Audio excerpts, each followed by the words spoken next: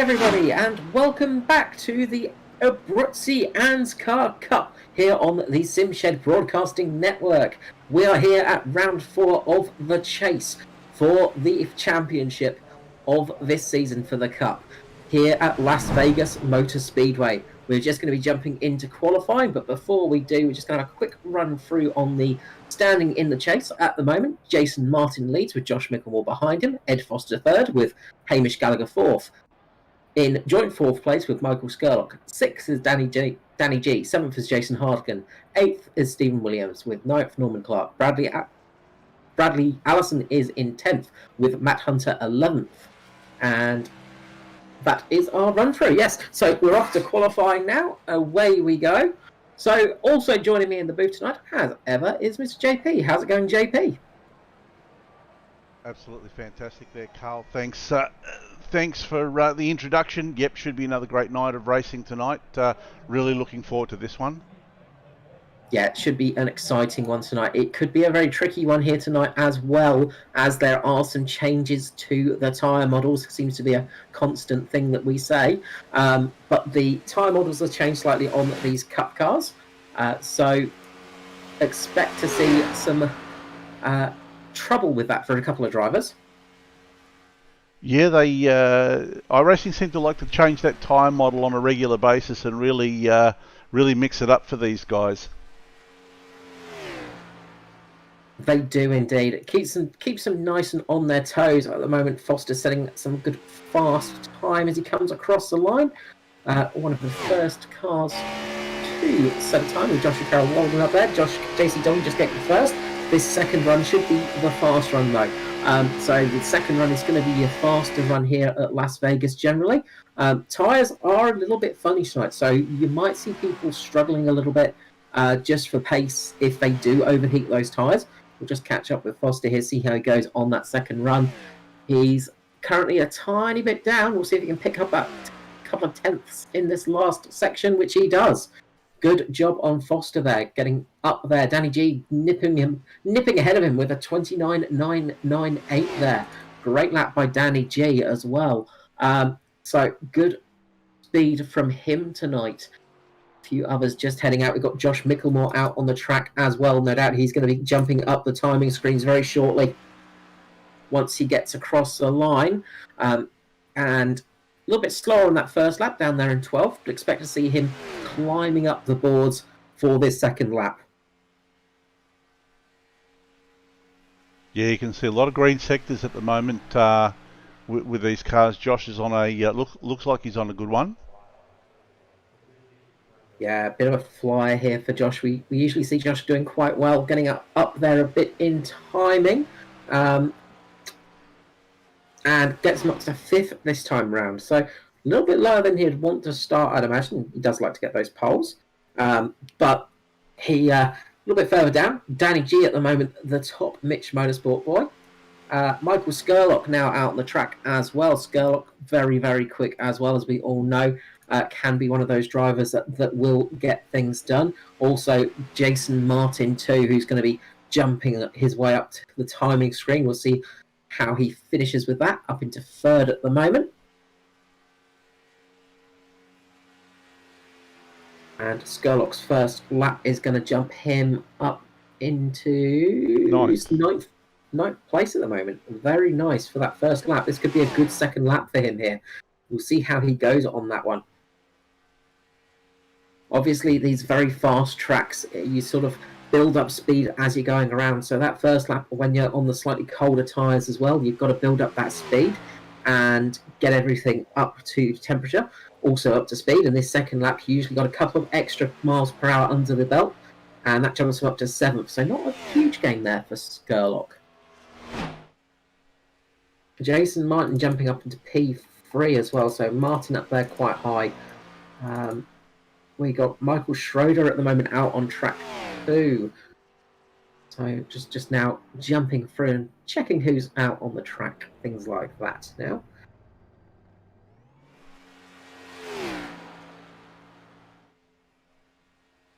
Yeah, and P3 for Jason Martin. That's going to play into his hands. He'll be right behind Danny G there for the start.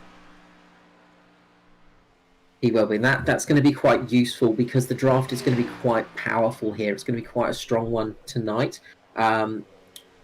Drafting can really help you on these tracks because they are just so very fast. You can get a little bit of advantage there. Good lap from Michael Schroeder. They're getting up to an unlucky for some, but lucky for him tonight, P13. And I think that's the last of our qualifiers. Looks like Riley might be on a second lap, but he's not. No, he's out of it for the second lap, so he's done his qualifying run too. Not enough time to squeeze in there, so everything is set. So let's run through that starting order for you. So on the front row of the grid, we have Danny G and Edward Foster. Great qualifying for Foster. Good to see him getting a good qualifying session. Second row of the grid, we have a Jason Martin with Jason Hartigan matchup.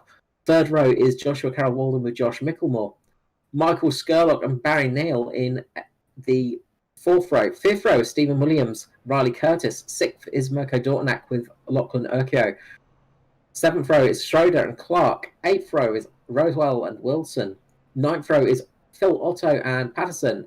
10th is Bradley Allison and Raymond Yeager. 11th is Bill Hickey, Matt Hunter. 12th is Jason Williams, Hamish Gallagher. And on the last row of the grid, Tristan Koch and Michael Shaw. So, big field out there tonight, 26 cars. As I say, very fast track. It's going to be a bit of a tyre-dependent race tonight. Tyres are going to be a big importance here, especially with this new tyre model in. It's going to change some people's driving style. Some people will adapt to it quicker than others, no doubt. It's not a huge change, but any change does disrupt your car for you. And just heard from Trevor Micklemore that Josh Micklemore, 31's not feeling very well tonight. He's a little crook tonight, so he's hoping for the best finish that he can. We will wish him luck there tonight. It's never fun having to race when you're not feeling well. So good job for him getting up into, well, even a sick Josh Micklemore can get up into the top 6 in qualifying. That's the power of Micklemore. He is very strong even when he is feeling unwell, but hopefully he'll have a good race and won't do a Mark Webber. Yeah, absolutely. A unwell Micklemore is probably a hell of a lot faster than a very well JP. That's it. No doubt he's faster than the both of us, no doubt, without too much trouble. Off we go then on to the gridding lap, and the starting lineup is ready to go. A lot of drivers for the chase up there as well, so that's good to see. Going to be interesting to see how they all perform tonight, because of course the chase means that you're basically racing your own race. Those top 11 drivers are racing their own championship now, and they really just have to worry about each other. So they're hungry to try and get a bit of a jump over Jason Martin, who's starting to get a little bit of a lead in that championship now. Yeah, absolutely. So really interesting to see what transpires tonight. I know these guys are trying to eke out a bit of a lead and break away. So the guys behind them are certainly not going to want to let them do that. We've got some very hungry drivers as well in the pack, wanting to get some more wins under their belt. Foster, as always, wanting to try and get those cup wins. He's had a very successful season in the Grand National season, taking that one out with almost winning City at every race. But a strong season for him there.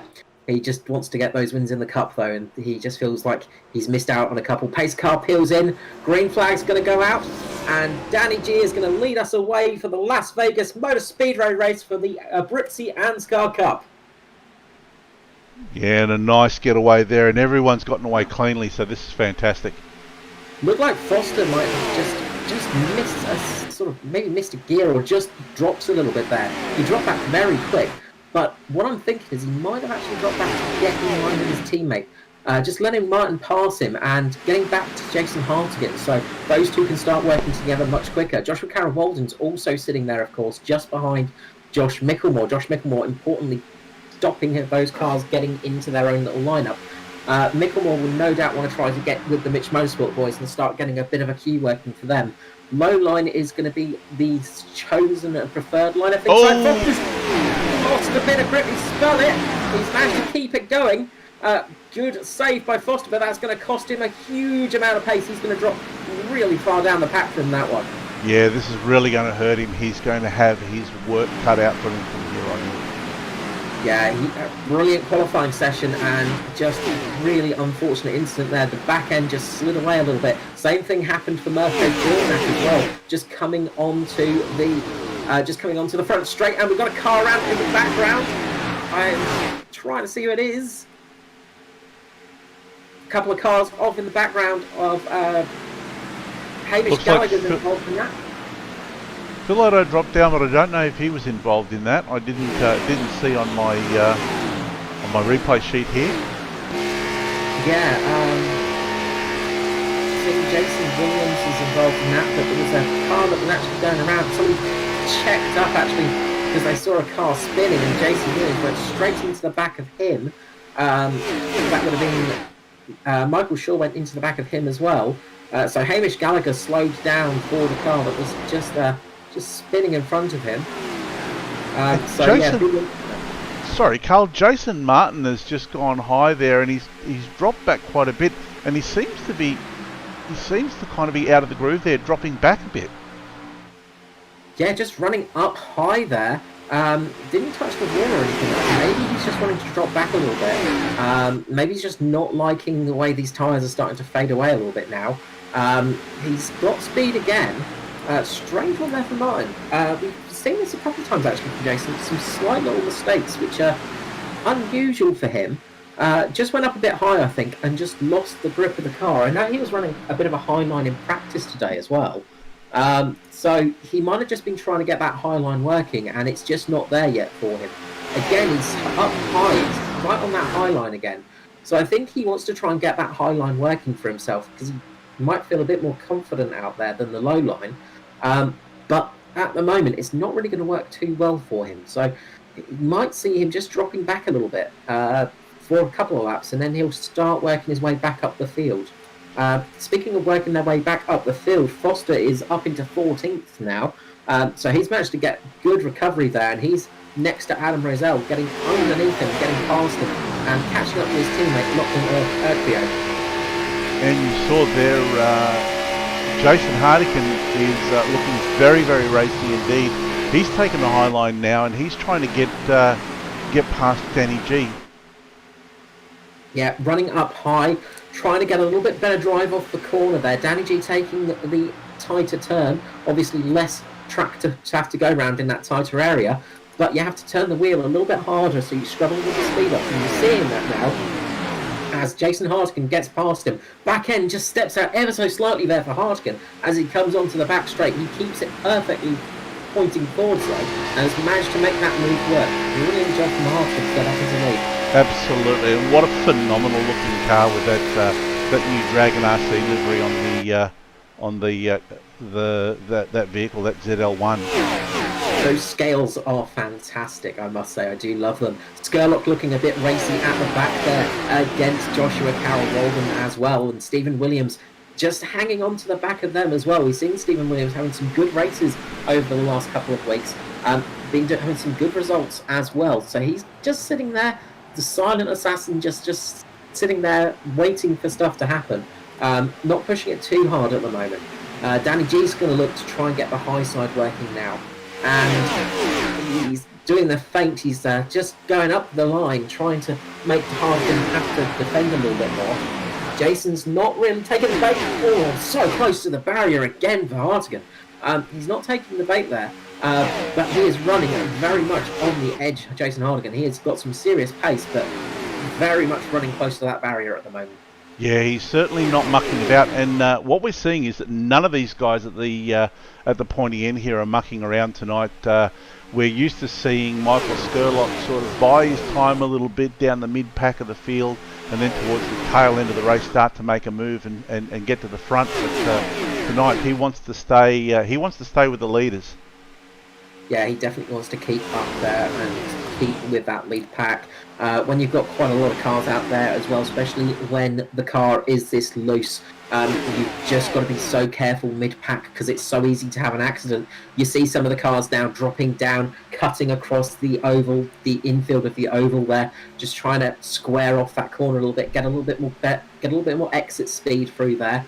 Can be dangerous though, because as you come back onto the oval, the car can get very unstable, and things can really go a bit array there. So you've got to be a bit careful of that. But at the moment, Josh Micklemore is making it work, and he's starting to catch up with his teammate Danny G at the moment. You can see Gerlock's also doing a similar approach now as they come through. And you can see there at the head of the field, Hardigan just using that high line a little bit more, although Danny G is just trying to get underneath him now, so it just didn't work that time around. Oh, and we got a caution out.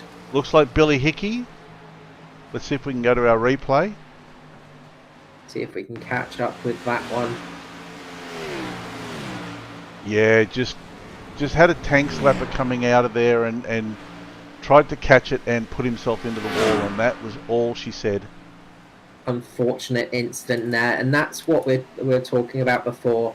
He's just clipped the apron on the exit of the turn 4 there, and that's what set the car spinning around. Just clipped the apron there, unsettled the car, and it is very hard to recover from that position. This is going to be a breath of relief from the leaders, though. They were starting to get very racy there, and they'll be able to just take a little bit of a break now, stretch their fingers out, get a little bit of a drink, come into the pit lane and get some fresh tyres on. That's going to be one of the big things for them now, because fresh tyres at this stage of the race are going to be quite important.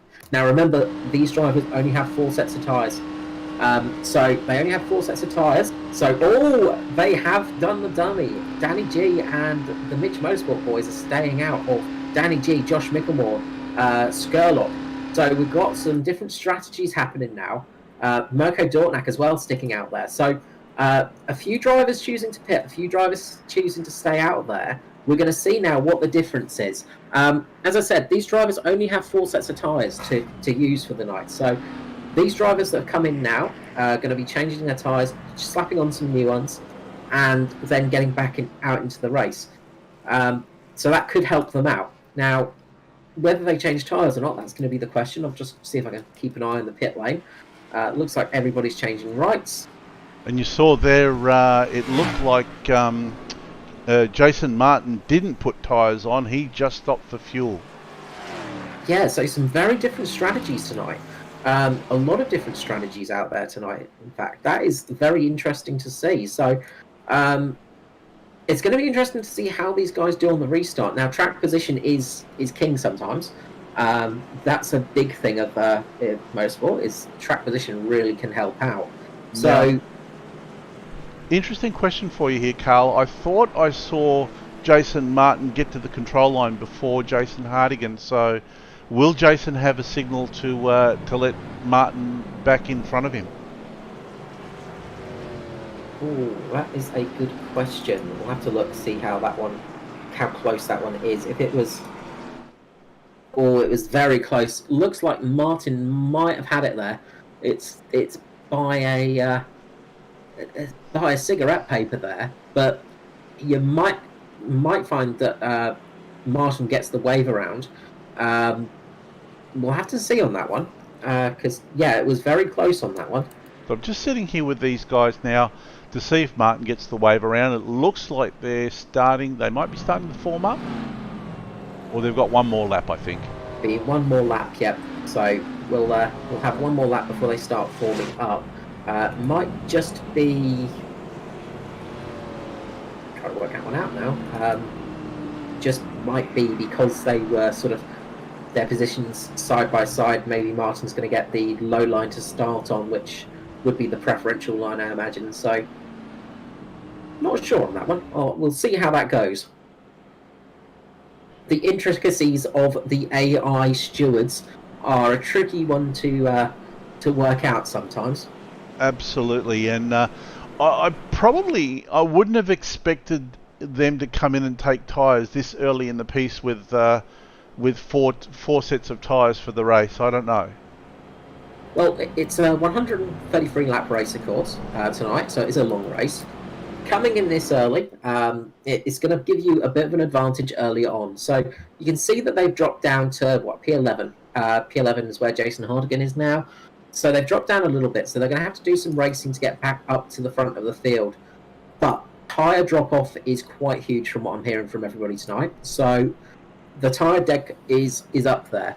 Now, they might have shot themselves in the foot with coming in this early because, as you say, they've only got 3 sets of tyres now that they can slap on the car. But coming in this early does leave you to some options as well. So if there's a caution in the next couple of laps, you might see the leaders come in and the rest of the crews will stay out. There'll be a little bit of difference, but not too much. If there's a caution in, say, 20-25 laps, then that could affect the guys that stayed out there on those older tyres, depending on how fast those new tyres are. If we see those new tyres just zipping off and getting past them at an incredible speed, then we'll know who's made the right call. But then it can come back to bite them at the end of the race, because if we get a late caution, those guys that didn't stop can then come in and put on those fresh tyres. So it's all that thing of a bit of a gamble, really. And you either get it right or you get it wrong in gambling. There's no in between. Yeah, absolutely. Well, we'll see. We'll see if it pays off for them. Yes, it's going to make it interesting. That's one thing for sure.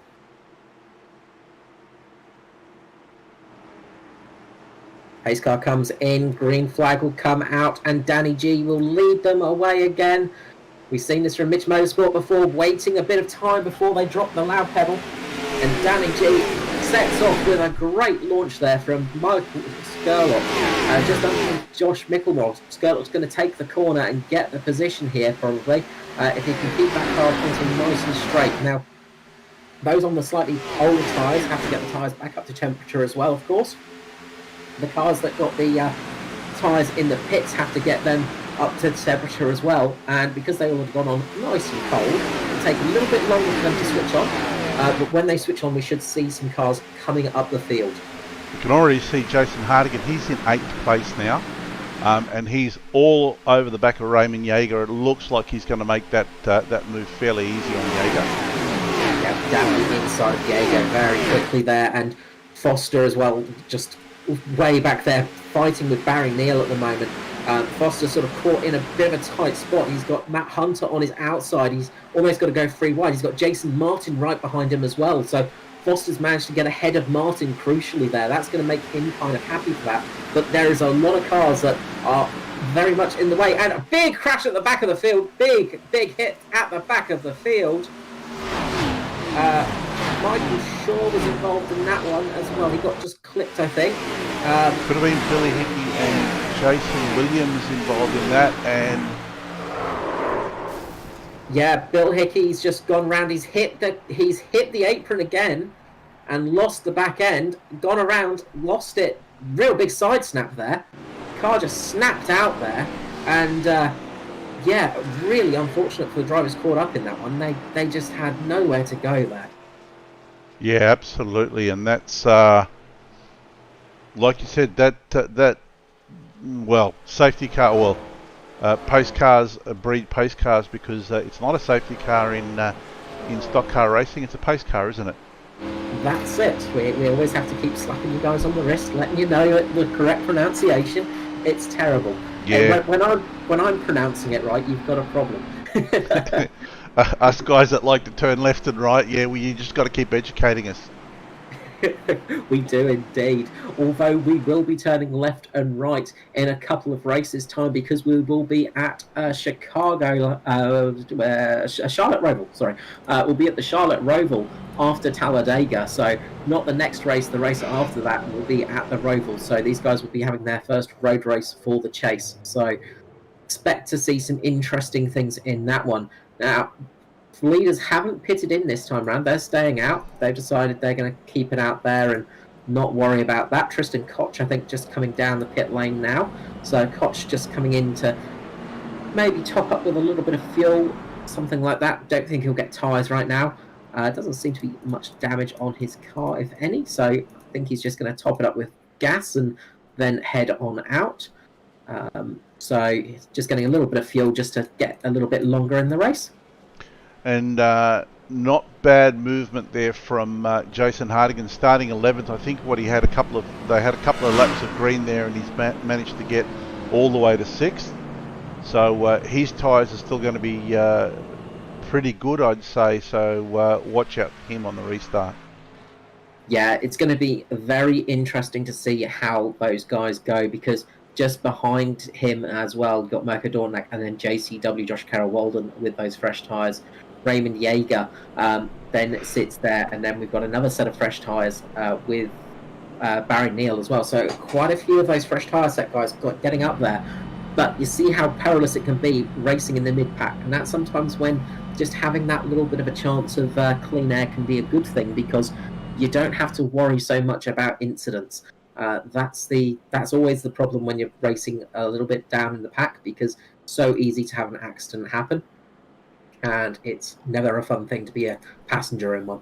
Yeah, absolutely. And I'm almost thinking that Jason Martin, even though he's sitting in 14th, he's kind of in the box seat there. He's gone in and topped up some fuel, which means ultimately he's going to be standing still for the least amount of time on his last stop. And I don't think he's taken tyres, so he's got 4 sets of tyres to play with. Yeah, Martin getting some okayish pace off of that, but he did fall behind a couple of drivers, I think. Didn't get quite as good launch when they restarted, but he does have that fuel topped up, which is a good thing for him. Tristan Koch as well, he's got some fuel in there. He went in there, topped up with fuel, sitting at the back of the grid. Just get that little bit of extra fuel in, because it could mean the difference between you pitting on a green lap or in a caution. So these little manoeuvres can be very useful to do. So we'll see how that shakes out when it comes to it as well. Yeah, absolutely. And you know that a driver with Jason Martin's caliber, he knows how to look after his tyres, so he can go those extra few laps on the tyres. Yeah, Jason Martin is annoyingly good at keeping his tyres fresh. It's one of those skills that you're always in awe at when you're watching it, and you're always annoyed at when you're racing against it. That's the best way I can put it. It's a tough thing to do racing these guys. It's not easy, as I've experienced this season in a few races, and they are very, very quick. It's a very different skill, and it is very, very hard. You know, just the nose to bumper, side to side constantly is very tricky. But when you're somebody like Jason Martin, who he's so smooth on the car as well, that's something that is not so apparent when you're looking outside of it. But if you sort of jump in and you see Jason sort of turning the wheel from the in-car cockpit view, you notice he's very smooth with his turns. He's got a very he doesn't turn the car aggressively. He's very smooth on the cornering, and he has a very slight turn as well, which all helps keep those tyres nice and new, basically. So they're all lining up again, 2 by 2, getting ready for the restart. It's a Mitch Motorsport. Sorry, it's not a Mitch Motorsport. Sorry, it's Danny G with Michael Skurlock there. So Race Syndicate on the outside for Skurlock with that fantastic Apple-inspired livery car. I really like that paint job on Skurlock's car. It's a very pretty little retro colouring. Yeah, it's a good-looking car. And I was just noticing too, the camera angles for this track are absolutely phenomenal. So a shout out to the guys from Track Cams to Gourmet for helping us out with these awesome camera angles. As always, bringing us the best-looking restarts for the series, and away Danny G goes, and you get a great look at that with those beautiful track cams. Much appreciated with those, because they do look absolutely fantastic. Danny G just gets a fantastic launch. Skurlock loses out a bit of time there. Josh Mickelmore's got underneath him. Skurlock's got Stephen Williams now for company. Will Stephen Williams start to make up places? Riley Curtis up in a good spot at the moment. Nice to see Riley Curtis up there towards the end of the grid as well. Jason Hartigan just forcing his way past now. You can see those fresh tyres. He's just driving on the outside there, and he's just got ridiculous amounts of extra grip there. You can just see he's just able to just force that car around those guys. So Hartigan's already up into 4th. Yeah, he wasted no time on the restart there, and he just basically muscled his his way through those cars. And JCW is doing the same thing. He's going down on the low line now and getting around Steve Williams, making that look fairly easy. Yeah, great moves there. They're doing a good job. Person that's a little bit caught out at the moment is Foster, but he's trying to get underneath Riley Curtis now. He's managed to get a little bit of clean air. He got caught up a little bit behind Raymond Yeager in the new Ever One Motorsport car. But now he's managed to get past him and he's managed to start catching up. And you can just see right here Jason Hardigan coming underneath Scurlock already. This has got been 1.5 laps of green flag racing, and Hardigan's gone from the midfield to the front. Soon he'll be up there with Josh Mickelmore and Danny G. He's got some great pace. So at the moment, those guys that took tyres are looking pretty smart. Yeah, it's definitely working for him. He's looking really racy. He's fast, and I dare say he's feeling a little confident too. Yeah, definitely looks to be having some confidence out there now. He's got speed, Jason Hardigan. He is very fast, and especially on road courses. But now he's picked up the oval skill as well, which is a scary thing for us, because he didn't need to be any faster, and somehow he's managing it. So Jason Hardigan just coming up with the behind Josh Mickelmore now. He's going to try and get him going on the downside. He's trying to turn underneath him. Just gently, just touch the back of Josh Mickelmore there. Just caught the back of Mickelmore, and everybody's had to check up a little bit there. Mickelmore just managing to save the car. Very well done. Hardigan just got caught just underneath the back of Mickelmore there, just the slightest of touches. Mickelmore did a brilliant job of saving that car, and everybody behind him did a great job of checking up, because that could have been an almighty crash. And now Hardigan's found himself at the head of the field, and it looks like he's going to try and see if he can check out now. Yeah, he's going to do his best to try and get out of Dodge while he can. He's got that tyre advantage, and he wants to use that to his advantage, of course. And one thing for him now is, between himself and Danny G are two teammates of Joshua Carroll-Walden and F. Good Foster. Those guys are going to start making some good pace, and they're going to be able to check out now. So if it remains green, this could be the moment where things come together for them. Josh Mickelmore's dropped down all the way to 10th, and is now with his teammate Jason Martin, who's just going underneath Raymond Yeager now. Martin sort of trying to recover from that early little strange wibble that he had. Just lost a bit of pace earlier on in this race. Must have just sort of gone a bit wide and had to lift off a bit too much. But they're starting to get closer, but they've got a big pack of guys racing around them. People like Barry Neal, Lachlan Okrio. They're all fighting as Lachlan Okrio goes into Barry Neal, manages to keep it. A little bit of a side swipe there. Looks like the cars are just getting very unsettled when they get close to each other. Yeah, just a real fortunate save there. Barry, I think Barry sort of knew what was going on and had a little tiny lift and let Lachlan go. Better to save the car and lift the fight on. Absolutely. At the front of the field now, Joshua Carroll-Walden and Edward Foster have both got past Danny G, and this is going to be the time for the JP Simshed boys to try and check out. Joshua Carroll-Walden had a little bit of a mistake on the turn number 2, just the car got a little bit tail happy for him, but now these guys can start trying to check out. If they can start running a little bit closer together, make a bit of a gap for themselves, if the race remains green from here, this could pay off in a big way for those guys. And it looks like Foster's starting to make headway gains on Hardigan here, so I don't know if Hardigan's easing up a little bit for Foster. I really don't think so. But yeah, they're going to be together soon, and they're going to start helping each other. Well, we have seen tonight Foster has got some really good speed. He was on the front row of the grid alongside Danny G, who's also showing some great speed tonight and is still hanging on to the back of Joshua Carroll-Walden there, even though he's on 15 lap older tyres. So yeah, great job from him. Yeah, and the one thing we have seen with Foster is he's another one of those drivers that knows how to take care of his tyres, and he's having a look here. He's looking underneath Hardigan.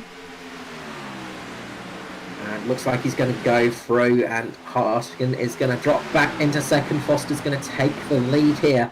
Now, Hardigan had a few laps there in the lead, so maybe a little bit orchestrated for those guys, just to sort of swap positions. We'll see how they go from here, because if Hardigan's happy to sit there for a little bit, this will help with fuel saving as well. Because while Hardigan was pushing forwards and sitting out in the exposed air, of course, that will use up a little bit more fuel than you'll want to. So you can swap around with teammates and get those positions changed and help yourself keep the fuel mileage down. But at the moment, 4 cars have checked out at the front of Foster, Hartigan, Carol Walden and Danny G. Skurlock now is leading that sort of second pack, and those are the guys that had to check up when Josh Mickelmore had his moment after Jason Hartigan just caught him on the left-hand side of the rear. But those guys checked up a little bit and can see how much time they've lost from that. Yeah, and although they've lost that time, I'm pretty sure Skurlock's not going to be too worried. He's going to be doing his thing, making sure he circulates at the pace that he wants to. He always has a plan, so it'll be interesting to see what happens there. And Lachlan Urquio is now in 6th place. Great to see him come up. I say it every week, it's great to see Lachlan getting up there, getting into the top 5, top 10. He's had some rotten luck in the last few rounds. Really hoping that he can put one together and finish close to the pointy end tonight. Yeah, that's it. It's nice to see those drivers with less starts under their belt, with slightly newer to the grid than others. Barry Nail as well.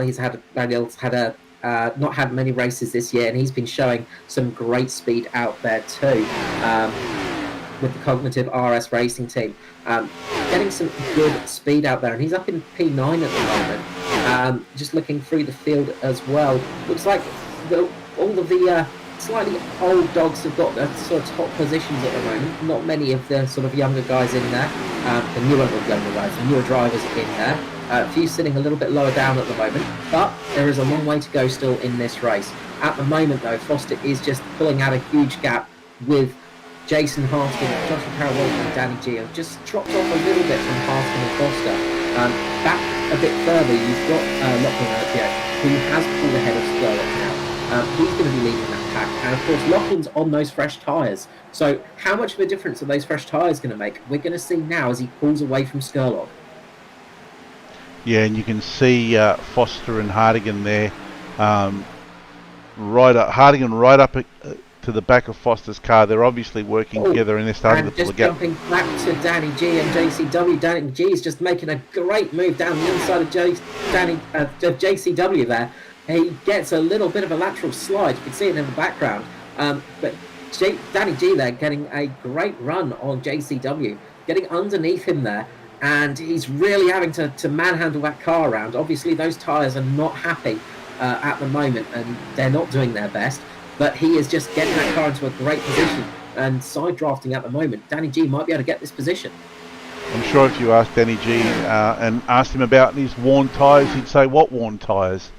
He's another one that it doesn't matter, you know, whether he's got worn tyres, his tyres are a little bit lower than the other guys. He's just going to fight tooth and nail, and he never, ever gives up.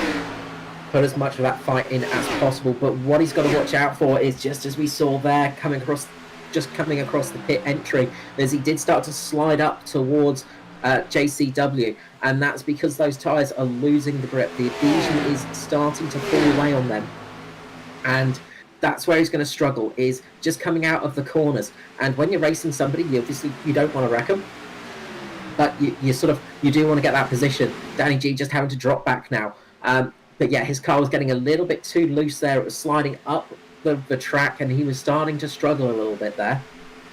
Yeah, he's going to let those tyres cool down and then make another attack, I'm sure.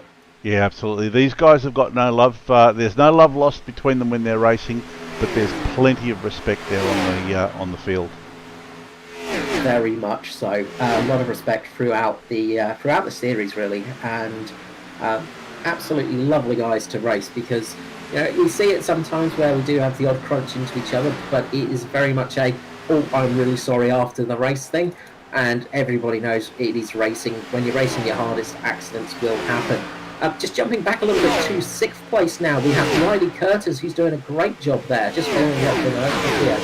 He's just between Urquio and Skurlock at the moment. Riley Curtis starting 10th. He's got up to 6th at the moment. One of the higher runs I've seen for Curtis all year. He's having a good run tonight, which is great to see. Riley, one of our well, he's been in the series for a good long time, and it's great to see Riley up there at the pointy end of the field.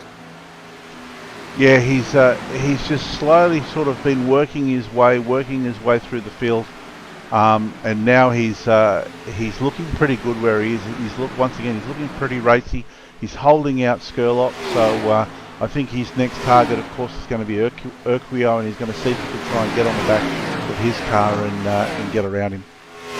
Yeah, and Skurlock's just coming down just behind them, though. There's a good little battle between Barry Neal, Jason Martin and Micklemore. They were looking at 3 wide for a couple of moments there. Barry Neal is actually on slightly fresher tyres, I believe. He did come in with those pit stops. But those 3 guys are starting to battle pretty hard now. So some good racing going on there. It's a little bit hard to know where to look at the moment, because there's racing going all across the field between teammates and other teams and things like that. Jason Martin just getting a better run on that high line, though, and managing to just get a nose ahead of his teammate. And now you've got Hamish Gallagher sitting back there thinking, oh, I fancy a little bit of this now. He's looking a bit racy too. Yeah, and this is textbook Hamish Gallagher, you know, sitting at the back there, and now he's starting to decide, yeah, I think it's my time to make a move now. I'm going to start to work my way through the field. Yeah, he's decided he's going to start moving up there, start putting the pressure on, start turning in the screws. Back up the front of the field, Danny G's managed to get back ahead of Joshua Carroll Walden, and now we've got Riley Curtis starting to push on Lachlan Urquio as well. So Lachlan's starting to struggle a little bit now, and Riley Curtis is making the best of that, getting past him as they go across the line, and Skurlock is now getting onto that battle. He's going to get a good little toe from Riley Curtis on that low side. Urquio's got up a bit high. Looks like he's lost a little bit of grip there. And he's managed to just catch up to the back of Riley Curtis. They are racing very hard there. Yeah, I'm not sure what happened there. He went really high, but it managed to work for him, and he was able to get a fairly decent run there. It's almost like he surprised himself with the speed he got coming out that corner. I've seen it a couple of times tonight, actually, where some drivers have just come off the edge of the corner, up from a little bit higher, and it seems to be a little bit more grippy on that very outside line. Similar line to what Jason Hartigan was using earlier on in that race, and they get almost like a launch off of it. They're like rocket ships when they get launched off of there. So that is kind of interesting to see. So we'll have to see how... A little bit of a tank slapper there from Urquio. Yeah, he had a big moment of a mild brown alert then. Never fun to have a tank slapper in these cars because it's so easy to go around. Catching them is very hard to do, and when you can do it, it's a great feeling when you catch the spin. It's not so great when you don't. But he's managed to keep it, but this is going to be Skurlock going underneath him. We've got a train of cars now pushing along. Barry Neal's just got caught on the outside of that. Jason Martin and Josh Micklemore are working their way up the field now, and they're starting to push up, coming up behind Urquio. So they're starting to make their move. They're starting to run a little bit hard now, because it looks like we might be looking at a green flag stop soon. So I think people have been sort of tyre saving a little bit. Just relying on a little bit of tyre saving, easing off a little bit, and now they're starting to push a little bit harder. Yeah, this is not so good. Barry's having a bit of a moment at this stage, just blinking in and out of the screen. So hopefully that's not going to affect the guys around him too much. No, getting a little bit of a blinky bill moment there, which is never fun to have happen. Stephen Williams is coming to the pit line actually. So Stephen Williams has pitted, so I wonder if this is the sign for our first green flag stops coming in, because he didn't pit last time round, so he's come in. We know Stephen Williams is running up pretty high as well, so we'll keep an eye on that one. Yeah, absolutely, and that's going to give him the advantage of fresh tyres as well. And you can see here that that Foster and Hartigan have been able to open up a little bit of a lead here, but Danny G seems to be doing his best to hunt them down now. He's not much slower than Hartigan or Foster. The tyre advantage has definitely fallen off now, so those guys are on similar pace tyre-wise. The adhesion for those tyres have just completely gone, and you can see people are just starting to look into the pit lane. Mick Wilson and Michael Shaw coming in as well. So a few people are starting to look at coming in now. So it is a great equaliser when your tyres start to drop off to that point, because you sort of hit a plateau, and it looks like the front runners have hit that plateau, and Danny G's just managed to maybe eke out a little bit of extra tyre life. He will have less fuel on board as well, so that will be helping him out too, because he'll be a bit lighter, of course, and that can have an effect as well. So Danny G will be a bit lighter than these guys, and that could be helping him out, just getting a little bit of a run at the moment.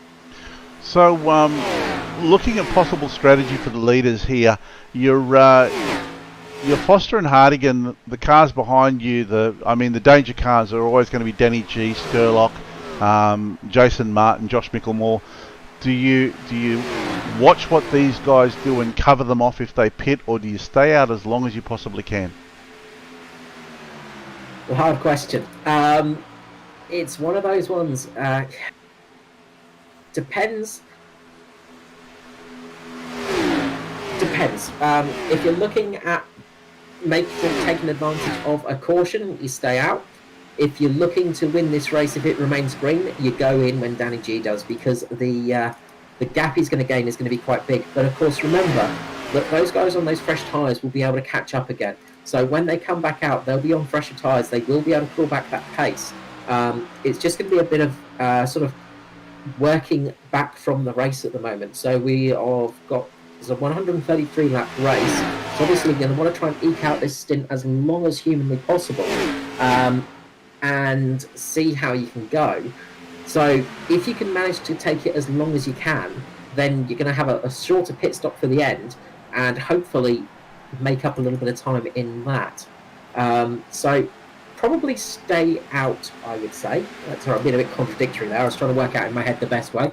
I'd probably stay out and just keep going for a little bit longer, come back out on those fresh tyres. If the caution comes out, then you can come in as well. Riley Curtis is pitting from the top crew. So Riley Curtis coming in from 5th place now. So that's the one we've got to watch out for now, because Riley Curtis is going to be the one that's going to start pulling people like Josh Micklemore, Michael Skurlock, Jason Martin, Hamish Gallagher, Lachlan Okio, Mirko Dornak, Barry Neal, Raymond Yeager, Norman Clark, Bradley Allison, and Matt Hunter. Those guys are going to start thinking about a pit stop now. They've seen Riley coming into a pit lane. Yeah, and you can see too the advantage of having a lighter car with Danny G. He's starting to range up onto the back of Hardigan's car now. Yeah, and he's getting an effect of the double draft as well, which is going to help him immensely from there. So he's getting a nice big hole punched through the air there for him by Foster and Hartigan. So that's going to be helping him out an enormous amount. Danny's done a great job of keeping those tyres alive, because you can see those guys behind, Josh Micklemore, Michael Skurlock, they are starting to gain a little bit, but not quite as much as Danny G. Danny G is just doing a great job out there, and just keeping brilliant speed. Yeah, he's there with them, although his last lap he was 0.3 of a second slower than Foster or Hardigan. He's still there or thereabouts. Yeah, he's not taken a significant drop off of the pace, and you can sort of see that with his positioning. He's still, those tyres are still a little bit fresh, there's still a little bit more rubber on them, obviously, and that's going to make a bit of difference in the overall. But he's just able to get into that draft, and once he gets into that draft, he starts closing up to them that little bit, and then you're sort of seeing a couple of times where Danny G's just got a little bit loose. He's had to correct the car a little bit and then dropped off time a little bit. Yeah, I'm just wondering. And Danny G, I think, is going to. I think he was thinking about pitting then. I think we might see Danny G coming in the next couple of laps. Yeah, well, he had the last couple of laps. He was 0.3 of a second slower than Foster or Hardigan for both of those laps. So I'm just wondering whether he's figured that his tyres have done the best they can, and he's going to think about bringing the car in and topping up the tanks and getting some fresh rubber on. Indeed. Just jumping back a little bit, it looks like Michael Skurlock might be having some connection issues as Danny G does come into the pit lane. Danny G is pitting in, so he's coming in now. But yeah, Skurlock was just having a bit of a connection issue. I just saw he was pinging away in the background there.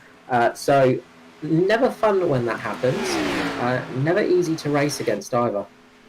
No, it's quite off-putting when you're at close quarters with another car that's blinking in and out, and it's never fun for yourself either, because you never really know whether you're going to be there or whether you're going to just eventually just suddenly disappear from the race itself.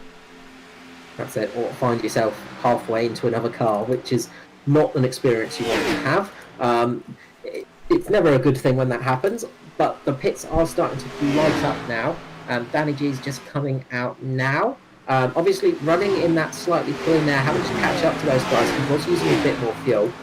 So I imagine we'll see Josh Micklemore pitting relatively soon. Jason Martin's going to stay out there a bit longer, remember, because he came in for that splash and dash. So he's got more fuel on board than the guys around him. So he's going to be able to go a little bit longer than Micklemore. So he'll stay out there a little bit longer as well. See how it goes. At the front, Hardigan's starting to look a little bit racy on Foster. It looks like they might be thinking about switching positions maybe, or Hardigan's got bored of looking at the back of the Goodyear car. So he's looking at trying to make a move. Yeah. And we've got Skurlock coming in. We've got Skurlock and Raymond Yeager coming in right now, as well as Matt Hunter. So we've got a few cars coming into the pit lane. Big swath of cars, so we'll see how this goes for them. And interestingly enough, Jason Martin's pace is still pretty good. Last lap there was a 31.5 as opposed to a 31.7 for both Foster and Hardigan. Yeah, he's got some good pace there still.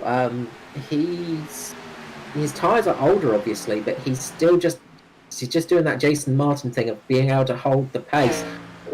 Very close moment just coming into the pit lane for Mojo Dortnack and Josh Micklemore there. Dortnack just locking up a little bit coming into the pit lane, but they managed to stop in time.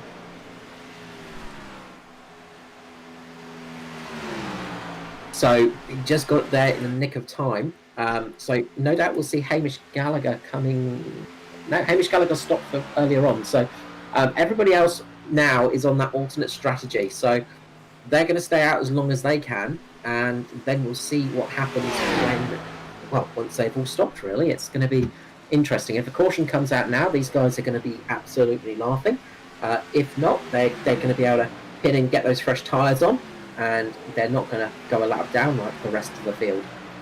And you can see the difference there between the fresh tyres and the worn tyres there. Danny G's last lap was a 30.41, so just over a second faster than Foster and Hardigan.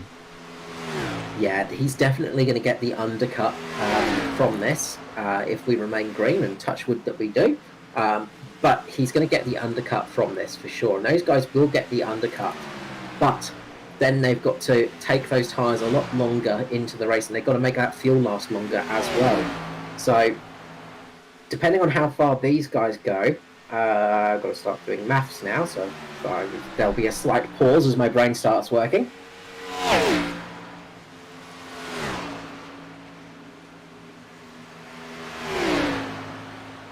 So if we sort of carry on like this, these guys can go to the end of the race, whereas everybody else will have to make a splash and dash, I think.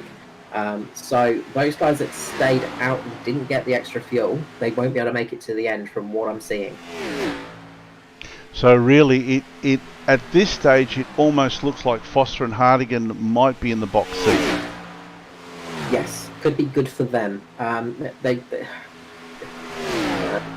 Say that actually, I'm not going to do maths right there. It will be tight, sorry, it will be tight for fuel on those.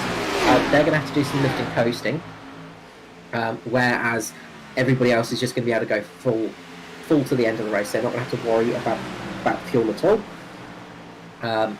Whereas everybody else that stayed out a bit longer, stayed out and just recently pitted, those guys are going to have to, they're going to just struggle a little bit towards the end of the race. People like Josh Micklemore and Marco Dortnack will be okay. Danny G might be struggling to the end of the race. He might not be able to make it to the very end on fuel. So Also depends if he's running out on his own, of course. If he's got some nice cars in front of him that are giving him a draft, which he won't be, he's going to be using up a lot more fuel as well. So that's the other sort of the other thing for him. He's got to sort of try and save fuel at this spot, but also try not to lose too much speed and time. So it becomes a very delicate balancing act here. And that's a tough one. I mean, we just saw Danny G sail past his teammate. He's lapping a second a lap faster than the leaders at the moment. So it almost looks like he's putting everything he can into putting some big laps together to try to gap those leaders when they come back out again. So this is going to be really interesting. If he's going to be tight on fuel, it doesn't look like he's doing any fuel saving at this stage. No, I think he's going full for it. He might, as I said, it's going to be touch and go on those guys to make it to the end on fuel. Ideally, if you stopped on lap 67, so that is Mirko Dortnak and Josh Mickelmore, you're going to be okay to the end, theoretically. The guys that stopped before that, so everyone else that stopped, including Danny G, they're going to be about 2 to 3 laps short of fuel. So they're going to have to make up about 2 or 3 laps of fuel. So it's going to be very, very, very touchy for them guys to get to the end on fuel. So they're going to be wanting a caution to come out, obviously after everyone else is pitted. Yeah, and this is the thing, and we've seen this week in, week out, where we get to that the last 15, 12 laps of the race, and then all of a sudden you've got a caution. Yes, and it's so easy to happen, unfortunately. Those cautions can just happen, and when you've got these different strategies, it's very easy for a caution to happen. Bradley Allison is just getting swarmed by a group of cars passing him at the moment. Just drops down to have a little look at him, and a lot of cars just unlapping themselves with Bradley Allison. But those guys were just all over the place getting past him. And of course, they're very fast. They've got fresh tyres. They've got fuel. They're racing as hard as they can. But they're coming past guys on very worn tyres who are sort of trying to run it as long as possible now, just in case that caution comes out. So they're not pushing as hard as the other guys around them. They're not going quite as fast as everybody else. But they sort of they've got to be careful because it's so easy to make a mistake. Lachlan Urquio is coming for a pit stop now, so he's the first of those ones that stopped earlier to come in, along with Michael Shaw and Mick Wilson, actually. So those 3 have pitted. So those guys have come in for their final stop if we remain green. So they're going to be able to go to the end from what I've worked out. So we might see some of the other guys looking to come in. So it looks like Jason Hartigan and Martin Foster might be coming in now. And indeed, they do. And we're starting to see a little bit of drop off there with the tyres there. Danny G's last lap was a 31.3, and the cars that have come in and they've changed tyres. They're now in the low 31s, 31.1 for Mickelmore, Dortnak, Skurlock. Yeah, they're going to start to be dropping off a little bit, just losing that time a little bit. Jason Martin's coming in now as well, so Jason Martin's going to be pitting. I think we'll probably see Barry Neal maybe looking at coming in. No, he's going to stay out for another lap. So Barry Neal's going to stay out for a lap. Norman Clark's coming in as well. So Hamish Gallagher and Barry Neal now are effectively the front field of the race. How long can they go? Because they all pitted on lap 14 as well. So they've been running in the pack, though, most of this race. So they have got a little bit more fuel on board. Hamish Gallagher coming in now. And the one to watch out for at the moment would be Tristan Koch, I believe. No, he's going to pit as well. So Tristan Koch is pitting in. That little splash and dash he made didn't save him enough fuel to stay out there a bit longer. So those guys have made their pit stops and they're going to come out. And that should be Danny G back into the lead now. Yep, and that's exactly right. Danny G is back into the lead. 31.4 was the last lap, so maybe he has started doing a little bit of fuel saving now. Yeah, this is where he's going to have to try and save some fuel in clean air like this. This is not what he wants to see. He wants to have a bit of a pack around him, just to give him some, just to draft basically, and just take a little bit of that air away from the front of that car. The issue he's going to have now, though, is he's not going to be able to stick to the front of those cars. Sorry, to the back of those cars, because he's going to be on quite warm tyres. So he might struggle to keep up with some of those guys once their tyres get up to temperature. You see him just going underneath Bradley Allison right now. So those guys are just sort of working out their positions. Bradley Allison's on those fresh tyres, of course, so he's probably going to come back at Danny G soon, as he's probably going to have a bit more pace. And if Danny G can sit behind him, it could work out quite well for Danny G, because he'll be able to at least save a little bit of fuel. Yeah, and if anyone can, Danny G can certainly do that. We've seen him turn up the wick. Even when his tyres are slightly worn, he's able to keep up with guys who are on much fresher rubber. Yeah, it's definitely a skill, but those tyres are a bit older than they were with the 14-lap difference, I believe. So it might be a little bit of a tough call now, just because they are so fresh on at the moment on those cars ahead of him that have just stopped. So Allison's going to pull out a bit of a gap here, and then you might see Danny G just starting to work his way back up there. Just looking back to second place now, there is a gaggle of cars behind him, and that is Josh Micklemore. He's got Mirko Dortnack, Skurlock, Foster, Hartigan, Jaeger, Curtis,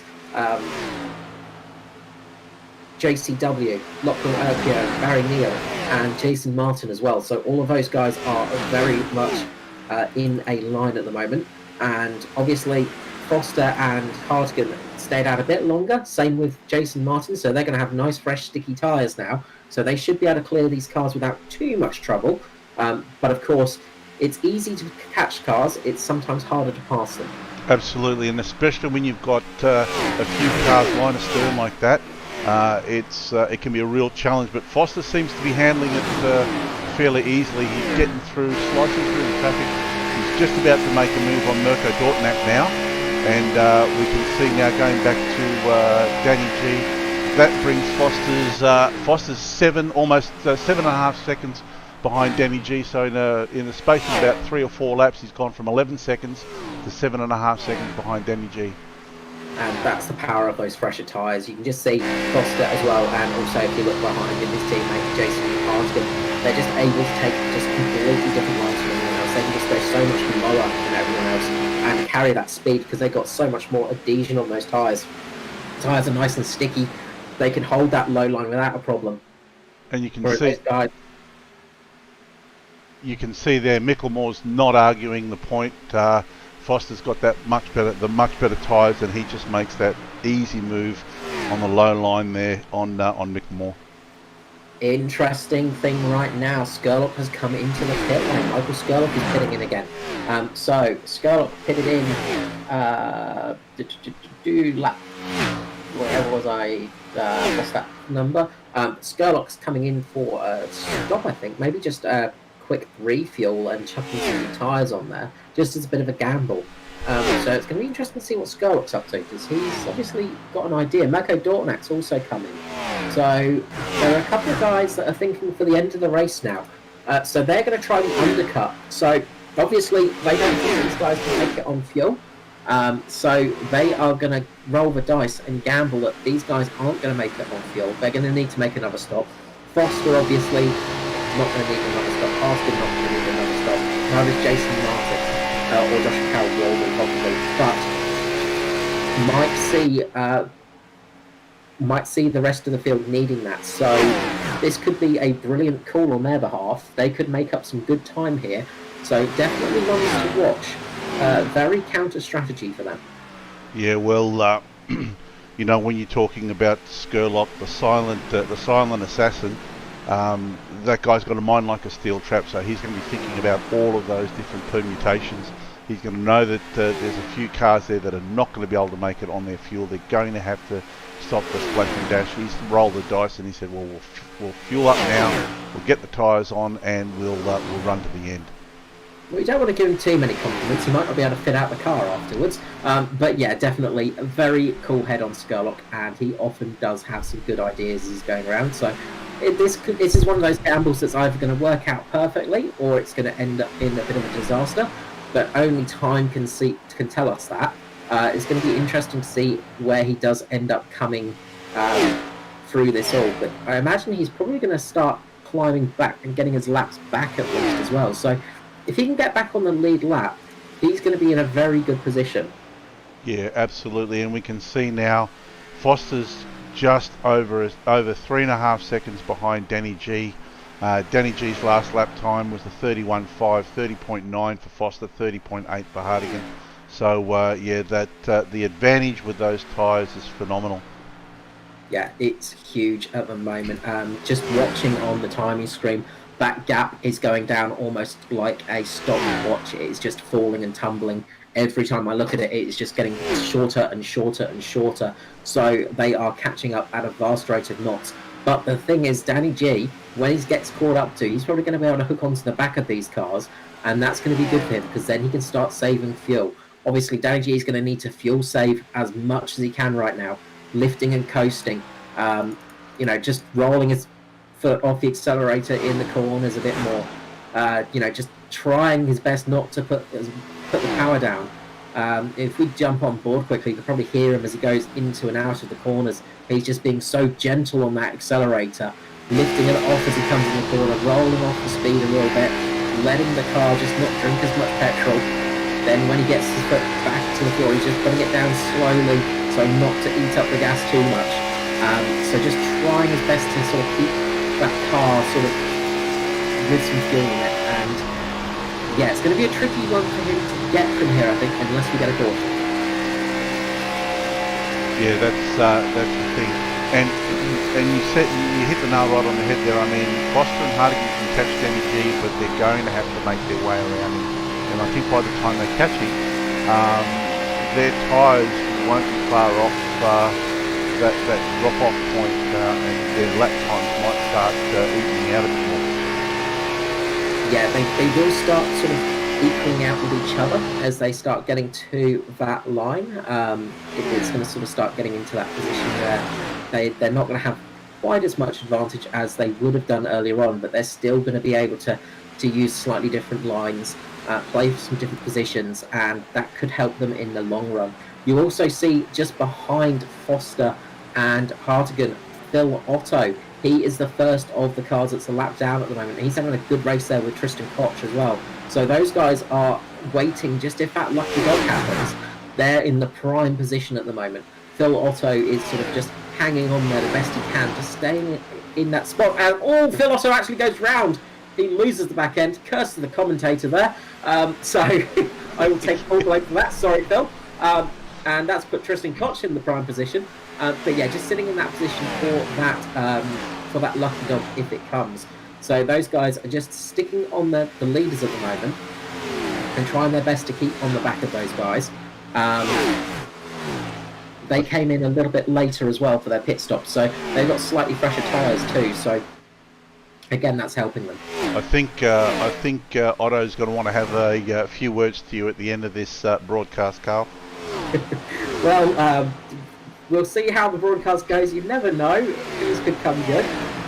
If not, I will expect a nasty letter in the mail at some stage.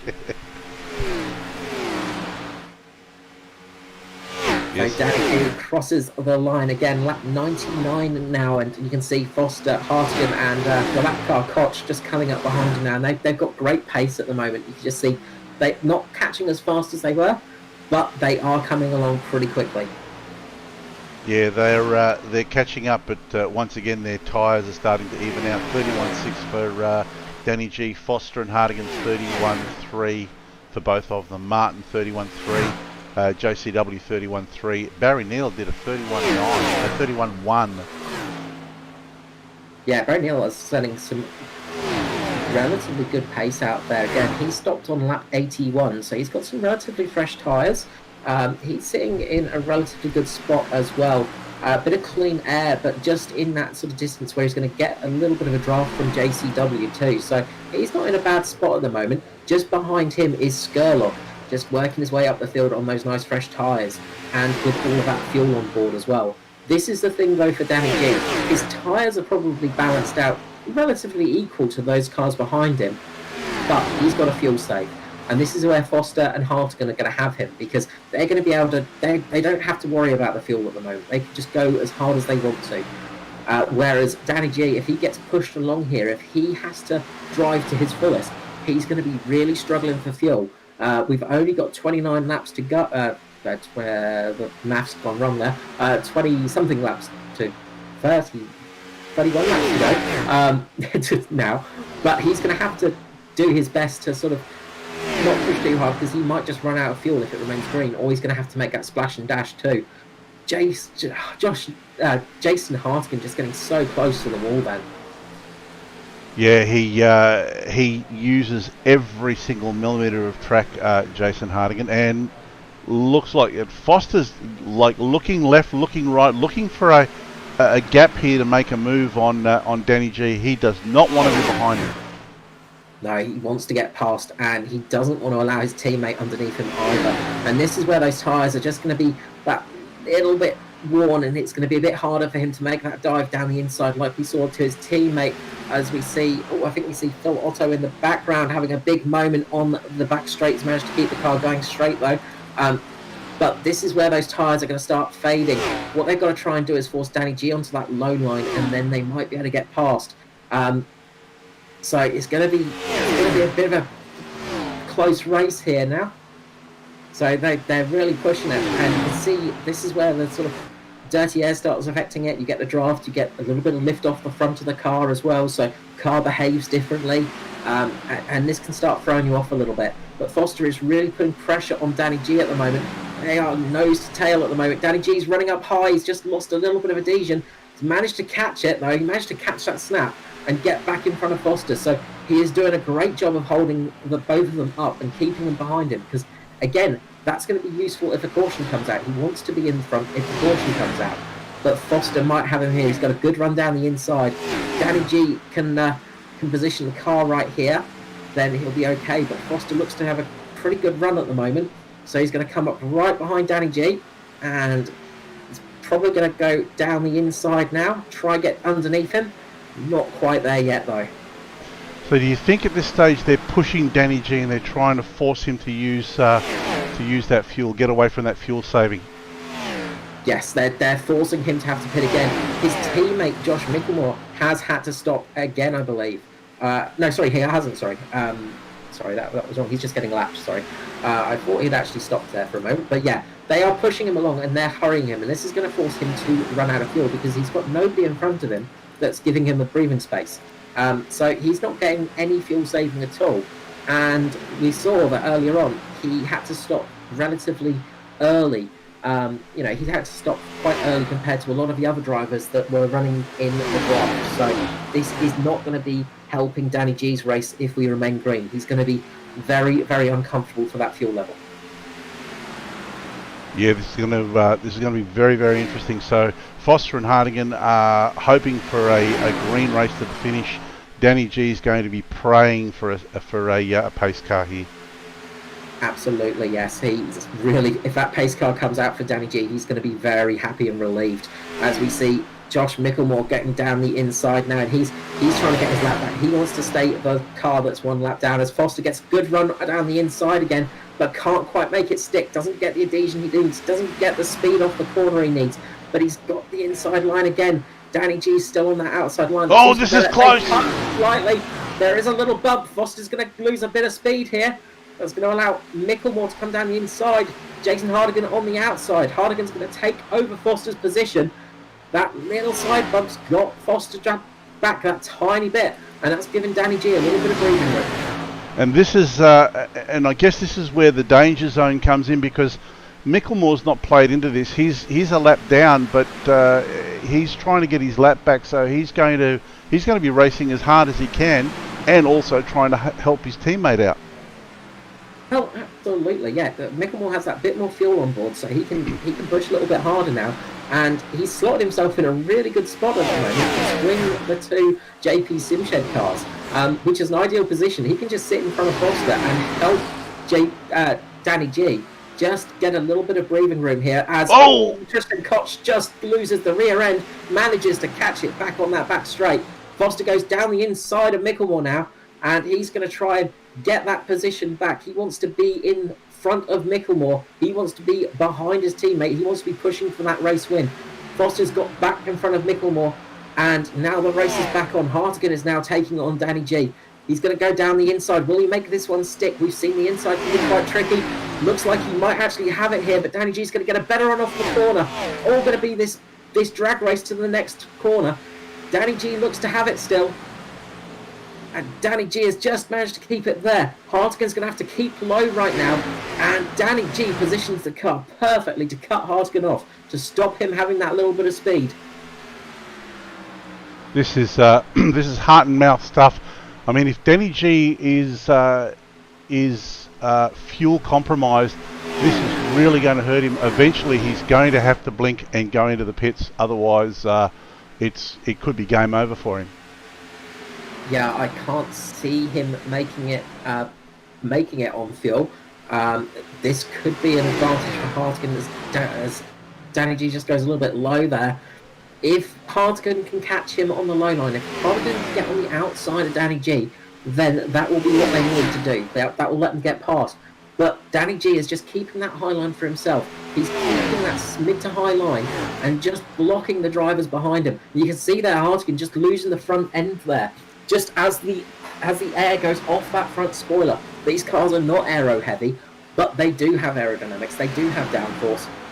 When you get nose to tail with a car like that, all of a sudden the car becomes loose on the front. You'll lose some of that weight over the front axle, and the car just slides a little bit. And that's what happened there to Jason Hartigan, and this is giving Danny G another little bit of respite, but only for a straight or two. Yeah, and Jason Hartigan's right back there with him, and he's putting the pressure on again. And Foster is right behind Hartigan, just waiting for an opportunity to jump into the mix as well. Yeah, he's really pushing it, but this is brilliant defensive driving from Danny G at the moment. He is doing a blinder as Foster goes down the inside of his teammate Hartigan. These two are going to have a bit of a race now. It looks like Foster's got that position back. Foster is coming back to attack Danny G, who went side by side with him. They had a little bit of a run last time round. So will Foster look to return that favour? That's the big question. Rubbing is racing, of course, in NASCAR. It's not frowned upon.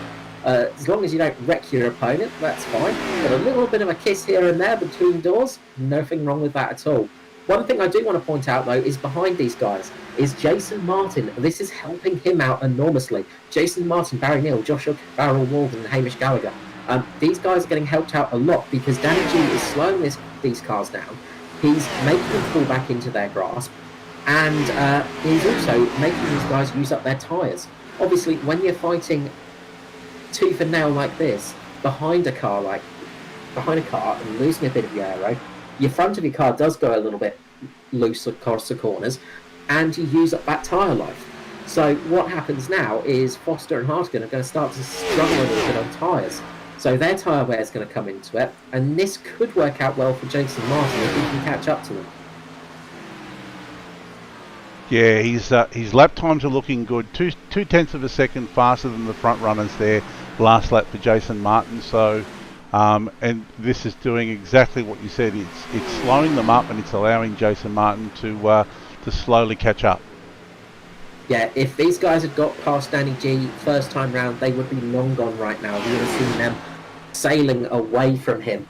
But Danny G's defensive driving here has been absolutely spot on. Just holding Foster behind him, just holding that perfect line as well, mid-corner, just so nobody can get higher than him. They can only go underneath him, which is not the best way to pass here tonight. We've seen that it's all about the exit speed here. Foster tries to make a look for it, but just doesn't have that adhesion again. He just needs that little bit of extra tyre stickiness to get that move made. But he's getting some good runs. Looks like he's going to go down the inside again. He might throw the dummy, or he might try for a move. Oh, just see Danny G just running up high there. And Did Hardigan make contact with the wall there? Maybe just the slightest touch of the wall there. If he had a wing mirror, it would be long gone. Foster's getting a good run here. He just needs to get it on the outside. Foster's lost the front end again, though. Glips down again, and this is going to give Hardigan a chance to get past his teammate once more. It's nail-biting stuff here at the front of the field for the Abruzzi ANZCAR Cup here at the Las Vegas Motor Speedway. We're on lap 120, so 13 laps to go. Is it going to be lucky for some, unlucky for others? We'll soon find out. Yeah, this has been going on for a fair few laps now. Danny G seems to have a breather now. They've fallen off the back of him a little bit, but it's still that question mark as to whether he's got enough fuel. I mean, he's racing pretty hard now. I mean, I would expect that he's definitely going to know whether he's got enough or not. He's racing like he's got enough fuel to get to the end of this race. Yeah, he looks to be just putting the pedal down. He looks to be sort of absolutely hammering it right now. So he is really going for it. But is he just trying to give them... trying to force Foster and Hardigan to chase a little bit to try and scrub their tyres? We see Matt Hunter, I think it is there now, out on fresh tyres, and he's going to start coming past these guys as well. So Matt Hunter's coming back to get his laps back. He's 2 laps down at the moment, but he's so much faster because of those fresh tyres. And Danny G's pitting. So Danny G is finally making the move. He can't stay out there any longer. I thought this would be the case because he was just pushing the car much faster, just trying to get a good in-lap. But he's having to pit now. And this is where we're going to see a few cars coming in. You just see Foster just flying away from Hardigan now. He has just launched himself away and gotten a good second lead over his teammate right there. You can just see how much they were being held back. Yeah, you know that Foster knows that if he stays, if he keeps Hardigan too close to the back of him, Hardigan is a real threat. Teammates, absolutely, but they will race for the win. Yeah, now somebody on a hard charge as well as Barry Neal. Not had a chance to look back a little bit further.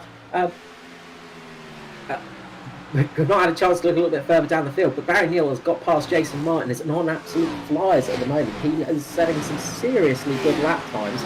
Barry Neal on that last lap was a 31.5 compared to our leaders, which were a 31.7. Yeah, fantastic. Great to see Barry Neal occupying that third spot. Yeah, fantastic race by Barry tonight, and he's put the car exactly where he needs it to be. And he's just churning out those fast laps, although Jason Martin's turned the wick up a little bit as well with a 31.5 the last lap. Yeah, Jason Martin's not going to want to let him go. And just behind Jason Martin, you can see the orange car of Danny G now just coming out of the pit lane. And you can see he's dropped a lap, and he's dropped, most importantly, behind Michael Skurlock. So he's going to have to work his way back up past Skurlock. And this was what Skurlock was hoping for, was for these guys to pit in maybe a little bit later in the race, so they didn't have a chance to catch him up. So if we get some more stops, this could work out well for Skurlock. Again, a bit of a risky play, but it's not paying off too well at the moment. But you can see the method to his madness. Yeah, absolutely. And right about now, Ed Foster, he's checked out. He's almost a second ahead of Hardigan. And 4.5 seconds down the road is Barry Neal working at catching up to them. And you can bet your bottom dollar that Foster and Hardigan and Barry Neal are going to be having everything crossed, hoping for no pace car. Yeah, that's it. We don't want to see a caution come out anywhere now. We want to see green to the flag for sure, because this has been a great race all night long. Lap 127 now. Barry Neal and Jason Martin having a good battle. Also in the top 10, Bradley Allison and Raymond Yeager are having a good little spat with each other for P10. Great drives by those two. Bradley Allison starting in 19th, Raymond Yeager starting 20th. So they've worked their way up the field. Top driver for working well field tonight, though, is Hamish Gallagher. 24 positions gained, up into 6th place at the moment. So brilliant job by him. Really getting some good positions up to that area. So paying off well for him. Another driver that's it worked out for that little bit of extra fuel, a little splash and dash earlier on, Tristan Koch. We've not talked about him too much, but he's sitting just behind Josh Micklemore at the moment in 12th place. Really good run for Tristan Koch there. That little bit of extra fuel on board helped him go a little bit longer, and that's put him into a really good position for this race. Yeah, fantastic racing by Tristan. Great strategy, and yeah, put him in the right place. Absolutely. Although Raymond Yeager's actually coming into the pit lane, I believe, so that's going to drop him down a fair bit, unfortunately. So that will drop him down a few positions. He's just having to make that splash and dash at the end. So we might see a few other cars having to do that, and that is what we were saying about Michael Skurlock. He was waiting for it. More importantly, at the front of the field, Jason Hartigan has got past Matt Hunter and is now chasing down his teammate. He is really putting the hammer down and is coming back at Foster. Oh, how close to the wall was that? You could not get much closer than that. There was absolutely nothing between Hartigan and the wall there, and we've seen that so many times this evening. He is able to run that high line. He is able to just run perfectly against that wall. Jason Hartigan, I believe he uses VR for this, so he sort of has that little bit of advantage with that aspect. That when you sort of use VR, it can help you just get that better spatial awareness. Foster tends to use a widescreen monitor of nice big, one of those really nice fancy widescreens, of course. Lap 131 now, though. Not long to do it. He's only got a couple of laps to go. Yeah, so he'll certainly be looking to range up on Foster and try a move, but he's also smart enough to know that if he can't get it done cleanly, he's not going to put both of them at risk. And Josh Micklemore has had to come into the pits as well. So Micklemore has had to come in. He couldn't save enough fuel. So this is working well for Skurlock. He's going to get some positions. But at the front, Hartigan is really closing in on Foster right now as they come across the line for the white flag. The Hybrid Racing Solutions white flag will come out this time round. And we've got one lap to go here for the Abruzzi ANZCAR Cup at Las Vegas. Foster and Hartigan are neck and neck at the moment. And while we've been watching this battle, Jason Martin's been able to make his way around Barry Neal. Yes, Jason Martin getting up there.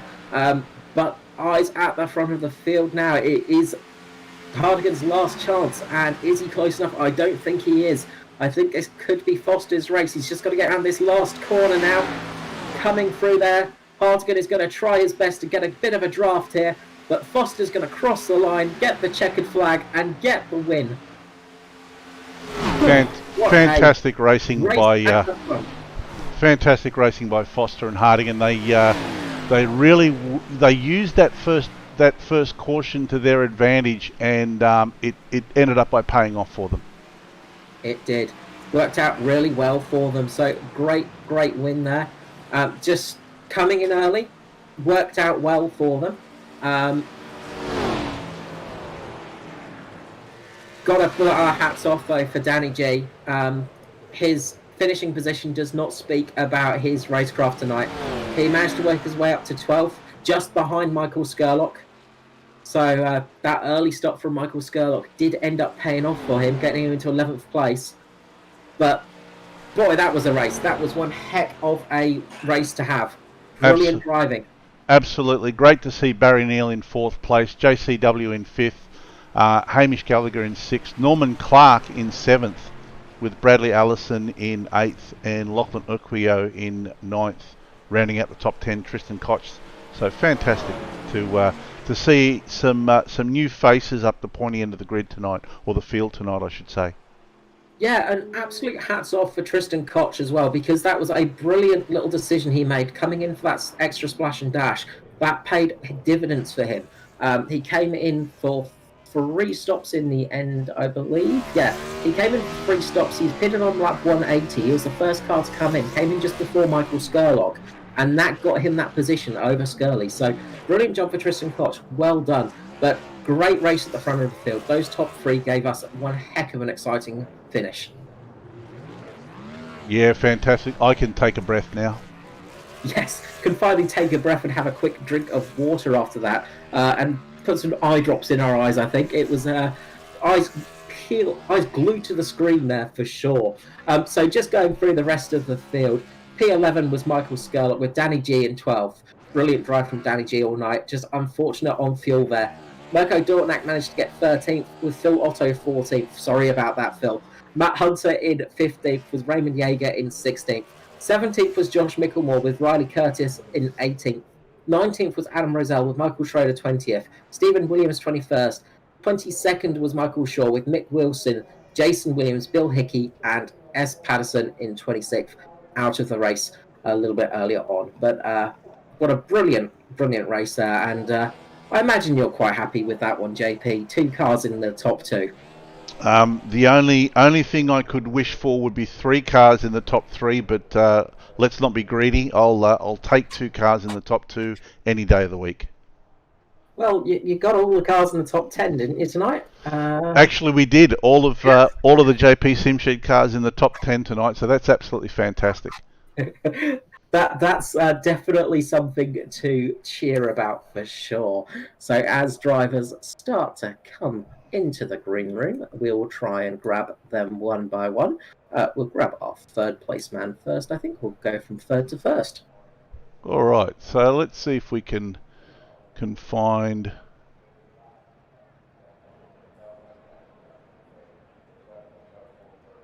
That's if he appears. That's the tricky one. I saw the wrong Jason in there. Let's give him a minute to compose himself and get himself into the green room. But while we're doing that, I'll just go through the calendar of events for the coming week. We usually have the Club Day Masters on the Monday, but this Monday will be a break. On Tuesdays, of course, we've got the Nationwide Tracking Systems V8 Evolution Championship. 86 cars took to the field last Tuesday, and it was a phenomenal race. This week we'll be at Mid-Ohio Raceway. Wednesday night we have Split 2 with the drivers. We call it the driver's couch for Split 2. For the replay, and then of course every Thursday the ANZCAR Abruzzi Cup. Absolutely, and it looks like we got Jason Martin in there, so we will grab him down once we can. All right. So, for Mitch Motorsport in 3rd place, we have Jason Martin. How are you going, Jason? Yeah, not too bad, but yeah, not happy with that race. I didn't go that well. I struggled all night and just got a bit lucky with a yellow. And I actually wanted to ask you about that because you seem to just drop off quite a lot at the start of the race. Did something happen then, or was it a little bit of a mistake, or just something strange happened for you? No, that was just my strategy. In practice, I knew I was having lots of trouble with tyre wear here, so I thought I'll just drop down the back a little bit and save my stuff and see if I can get a decent result. Well, decent result you did get, a P3 finish, which is, not as high as we usually see, but still a very good result for tonight. Obviously, we heard they have updated the tyre model, things like that again, some changes there. Did you notice much difference out there tonight? Yeah, sure did it. They seem to get extremely hot. There's not much tyre wear, but they get real hot and it becomes a bit slippery and hard to drive. Yeah, we did see the cars getting away at the back end quite a bit tonight, so that explains that one for sure. Obviously, your first stop as well, you didn't put any tyres on there. Noticed, did you? Yes, we do. We see it all up here in the booth. We keep an eye on you guys. Just for the strategy call on that, was that just to get some track position, or were you just thinking about tyre saving at that stage? I was sort of just playing games and hoping to trick a few people into using up their tyres. Well, in the end, it worked out well for you because you had that little bit of extra fuel on there, could go a bit longer, and then obviously take that second stop later in to get home on fuel, of course, which paid off quite well for you in the end. We saw a really good fight between yourself and Barry Neal as well. Very close at the end between you two. We saw Barry get past you a couple of times, and you get past him. So looked like it was quite fun out there, if not a bit hard night's work. Pretty good fun to drive when it's that loose, but yeah, he got by me and I thought I was going to settle for 4th, but then with about 5 or so laps to go, I noticed I was coming back at him and yeah, I was able to get by again. No, awesome job out there, and a well-deserved third place for you. It did not look easy at all out there, and it was great to see so many different strategies paying off as well. So thank you very much for that. Before I let you skedaddle, of course, anyone you'd like to give a shout out to tonight, and the sponsors and all that kind of thing. Bad luck to Danny G and Josh tonight. In practice, they were absolutely flying, and they were good on long runs. So if they had a bit more luck with the yellows, things could have worked out a lot better for them. So bad luck. BK Designs, got to thank them. ANZCAR for the series, and JP Simshed for the broadcast. You're always welcome, and yeah, big condolences to Danny G there, because he put on a great show at the end. It was some fantastic racing. You're going to enjoy watching that one back, I'm sure. And we heard that Josh Micklemore was a bit sick tonight as well, so give him all our best from the booth. I will. Thank you so much. Jason Martin there for the Mitch Motorsport team, getting P3 in the end. Great job towards the end of that one with that little bit of counter strategy. We'll grab down the second place man now for JP Simshed, Mr. Jason Hartigan. Jason, how are you going? There you go. Hey, JP, how's it going? Hey, Jason, congratulations, mate. Yeah, cheers, man. Team 1-2. First one in the Cup, so... Fantastic. I said I told Carl the only thing better than a Team 1-2 would have been a 1-2-3, but I won't be greedy. But he did get every car in the top 10, so I mean, you know, it doesn't ask for much, does he, as a boss? No, he's pretty hard. Looks like a pretty tricky race out there with tyres, obviously, with the slight changes. We heard from Jason Martin before, the tyres were getting quite hot. What was your experience out there tonight? Yeah. After about 20 laps, they sort of the rear end gets a bit slidey and squishy underneath you. But when we before we pitted before that last pit stop, the car actually sort of comes back to you. If you're because I found if you drove it hard into the turn, you actually scrub the front off, so you sort of balance out the wear a bit more, and that sort of helped later on. But yeah, I mean, I was quite happy just sitting behind Ed. He needed the points more than I did because he's further up in the chase. So I'm sure he'll hand me one later on at some other point. Well, probably not on the last race, I imagine, but we'll help you out somewhere along the line, I'm sure. Yeah, I was going to ask you about that because you guys, you had a little bit of raciness between each other, but we did see you sort of not pushing each other too hard tonight. But the battle with Danny G, that looked like a hard one. Yeah, Danny was he was on fire. Just wherever he put the car was the right spot at the right time. Ed tried a couple of times. He got loose out of 4 once, and I went around the outside, and I tried it. I knew I was sort of strong through 1 and 2, so I sort of just threw it up there. But yeah, Danny was just so strong through 3 and 4, and you just couldn't get him. So and running that super low line for too long just heats up that rear. So yeah, couldn't do anything about it in the end. But we got him because he had the pit, so that was lucky. That's it. I was going to ask, were you two pushing him a bit harder, just thinking he wasn't going to make it on fuel towards the end? We weren't sure, but then I sort of said to Ed, like, you know, he pitted before Micklemore. Micklemore was saving hard, you know. So, yeah, we're sort of thinking that he would pit, but yeah, me and Ed just want to sort of get out in front of him so we could then just run our own race to the end, you know. But yeah, it sort of worked out in the end. So.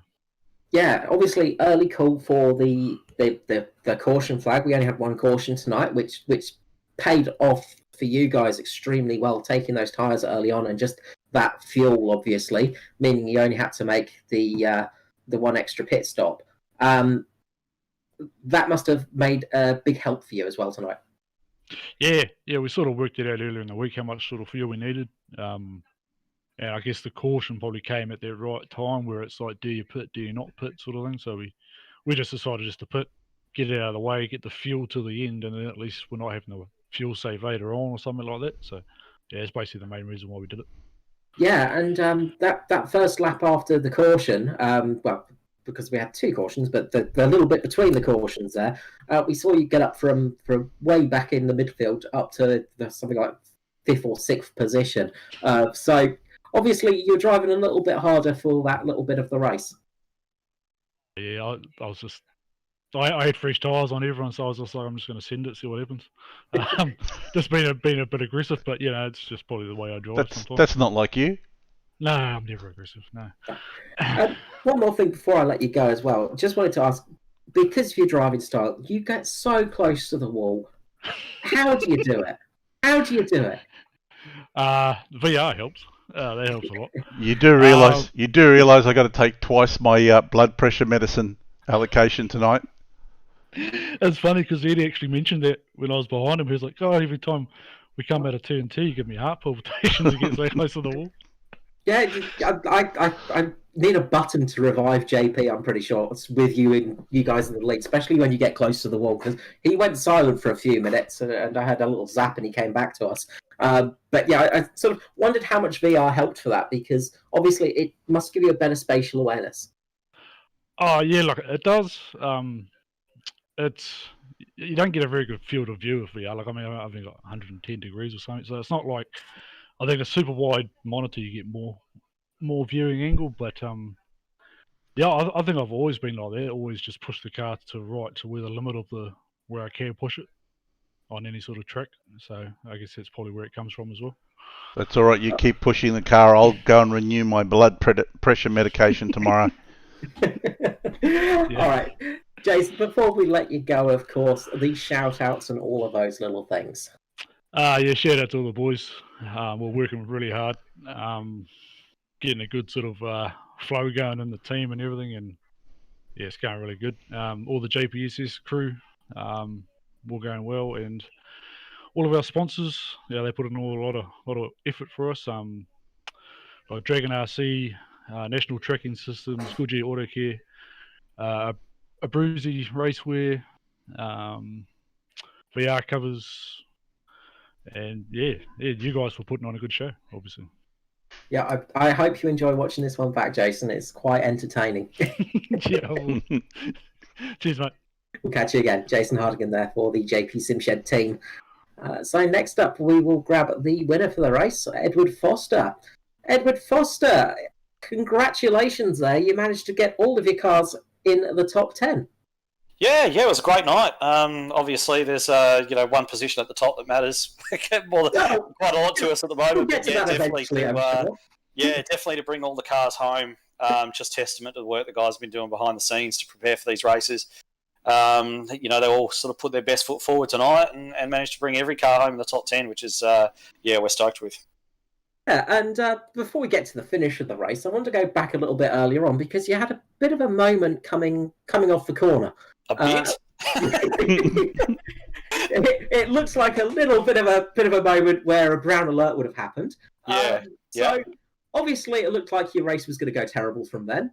Talk us through what you felt when that happened. Well, it was interesting because obviously I'd run around in practice here and so on and tested out sort of new tyres and worn tyres and so on. I knew the tyres were a little bit slippy when they were cold, but the car just snapped. Never had that happen before. Me and Hardigan were talking about it after, and we're just wondering, because he was right on my bumper at that point, and we're just wondering if maybe he took a little bit of air off the spoiler or something. But it was certainly not something that I've experienced before. I mean, it was always a bit sketchy. It was really sort of on the limit, but not to the point that it would just snap away like that. And it was actually, I wondered if I was going to gather it back up. I seriously thought I was going to wind up facing the wrong way, and I was nearly like a pilot where both his engines quit, just looking for a big vacant spot to land. It was almost that kind of scenario, but I managed to gather it up and get going again, and spent a couple of laps cooling the rear tyres off, and then starting to make some headway back forward. Yeah, luckily no Hudson River landings for you tonight. It obviously went a lot better when that caution came out. You guys came in for the stop, and we talked to Jason before, and you guys worked it out before for fuel. So obviously you were hoping no more cautions for the rest of the night after that. Well, obviously having no more cautions after that was going to be the easiest way for us to do it. But if another caution had came out and we all had to come down, change tyres again and just have a total reset, then we were still going to be, depending obviously when it came out, but we were still going to be around about sort of in that front area. So realistically, it was just from that first lap and the first caution and everything, I was just trying to get back up there. I wasn't really thinking too much in terms of going out there and winning the race. Obviously, we'd seen what some of the other I guess, main protagonists were doing, and that it was a bit of a mixed bag amongst what they decided to do. But it was fairly clear what we wanted to do. We just felt it was the safest option. Obviously, if it ran along to the end, then that was going to be great for us because we were in a good spot. But it was, if we did get a caution, it wasn't the end of the world. So it was a bit of a percentage play, really. Yeah, and that percentage worked off in the end. But it looks like it was some serious hard racing between yourself and Danny G for those last. Oh, there was quite a few laps. I can't even remember how many laps because it was so full on. Some seriously good racing out there, though. Obviously, I had a little bit of a door up, but yeah, that battle was fantastic. I mean, yeah, I've got to give a shout out and a credit to him, and I gave him a bit of a shout out after the race. Like, he drove so incredibly well. It was fantastic. Like, even in the early stages when he was on much older tyres than ours, he began to close me and Hardigan down at the front before he had to peel off and go in the pits, and his tyres were much older than ours. And then when everything sort of cycled back through and we were the ones now closing in on him, caught up to him pretty easy. And he was just holding this top line through 1 and 2, which was working for him, and I could not match it. Like, I tried to, I'm not sure if it was just the way the car's behaving in the draft or just how well he was driving, but I could not match the line that he was taking up the top there. And tried to get underneath him a couple of times, but of course you're taking a bit of a tighter line when you do that. Try to feed the power in, and the back end just steps out. And of course, the more I did that, the more it heated up those rear tyres and the less grip I had. So I made a bit of a mistake. I let Jason through to have a crack at him. Jason wasn't able to get it done either, so we're sitting there trying to almost count back when he pitted. We're like, surely he's got to come in again. Surely he can't make it to the end. And we saw him peel off, but I mean, he finished P12 and a lap down, and he deserves better than that because he was absolutely on fire. So yeah, congrats to him. Yeah, it was a brilliant spectacle to behold up here in the booth, and of course, obviously, win number 2 for the season in the Abruzzi ANZCAR Cup, but most importantly, win number 1 in the chase, and that's got to be a really nice one to have for you. Yeah, look, it's nice. I mean, it's the first time. The first time that I'd ever won more than one race in any ANZCAR season was actually the Grand National, and I'd never taken 2 wins in any season before. So I obviously had that, and now been able to come in and take a second win in the Cup, which is of course the top tier that everyone's sort of trying to put their best foot forward in. So yeah, really, really happy to be able to notch a second one. Proves that New Hampshire wasn't a fluke, especially on a completely different type of track like this one is. As far as the point situation goes, I'm still obviously a long way behind. I mean, it's that result at Darlington with old mate really hurt us. So it's still, Jason, of course, even nights when Martin has a bad night, he still manages to drive it up to P3. So, it's really a case of, we haven't really gained that much on him. I think I came in 25 points behind. I might be something like 19 or something behind now, maybe a bit less or more. Sorry, maybe a bit more. Look, I'm not really thinking too much about that. I'm just taking it race by race and see what happens. I'm not really sort of harbouring any great ambitions of taking out the championship. I think the opposition's going to be too strong for us this time. But, it's really nice to be able to grab a win anyway and at least put ourselves in that conversation. Yeah, it's great to have you up there, and by my terrible maths, I think you're going to be put back into second place in the chase at the moment, behind Jason Martin, because Micklemore had a bit of an unfortunate night as well. It's good to see you up there. It's good to see another victory as well. And like I said at the beginning as well, it's just so great for the team just having all the cars in the top 10 tonight. I imagine you are so proud of that. Yeah, I mean, I think last race when I was talking to you guys, had a little bit of a comment there about how well these guys are doing, and they're doing fantastically well. The way that they're just all pitching in, they're all putting in, and I never ask these guys for any specific result. I never go out there and demand that they achieve X, Y, and Z. Just always try to just give them the tools to do their job, and then on race day, just ask them to come out and do their best. Minimise the mistakes if they can, and just do the best that they absolutely can. And tonight shows what they're capable of and what they're becoming more and more capable of. And I think it's going to be a strong team running in the future as well. So this is only our first year. We're really sort of gelling with every passing race, and going into next year, it's going to be fun too. So love working with them. Can't wait. It's good news for the future, and it can only get better really from here. It's definitely a thing of that. So before I let you skedaddle, anything you'd like to say tonight, and of course mentions to sponsors and all that kind of stuff. Yeah, of course. The first one I want to just give a quick mention to is Jason Hardigan as well. He just worked with me really nicely all night. So there's every chance that he would have been able to fight me for the win, and we could have been banging doors and carrying on. But we just had he and I have got a really good communication going, and sort of respect the scenario that each one of us is in. So I've got to pass on a special thanks to him for that. And also, of course, our sponsors, Goodyear Auto Kawarana. Hope you're watching, Aaron. Hope you're feeling well. Also, we've got Cars for Hope and Racing with Autism Australia, which have come on fairly recently. We've got Nationwide Tracking Systems, Dragon RC, Abruzzi Raceware, Track Racer. You've got all these guys who come on board with us and come on this great ride with us. So, great to have those on board as well. And, hopefully we can keep delivering for them. Yeah, it's been a good season for yourself. Just before I let you go as well, just quick mention for ANZCAR aspects of things. Of course, we've got Talladega coming up next. I'm sure you didn't want to hear that one.